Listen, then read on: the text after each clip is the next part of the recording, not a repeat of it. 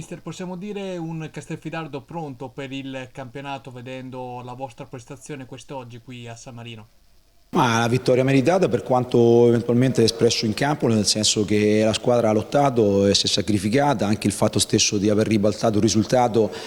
soprattutto io metto inizio stagione dove la condizione logicamente non è ottimale, perciò servono oltre energie mentali e soprattutto energie fisiche, no? Sotto questo punto di vista la squadra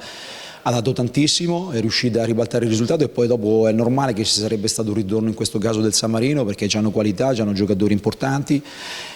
però ecco, direi che a livello difensivo la mia squadra ha tenuto molto bene, tanto che non abbiamo concesso sinceramente grossi pericoli, la nostra retroguardia, il nostro portiere non è che abbia fatto chissà cosa, logicamente abbiamo lasciato un pochettino più di iniziativa al San Marino per poi ripartire eventualmente,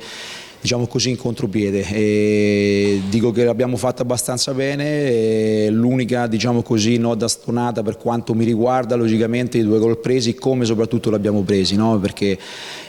sinceramente dobbiamo sotto quel punto di vista migliorare, però ecco, abbiamo tempo per migliorare, per lavorarci, perciò ecco, ci metteremo sotto in settimana per andare a limare questi dettagli. Quale sarà il ruolo del Castelfidardo nel prossimo campionato, ricordiamo, Serie D Girone F?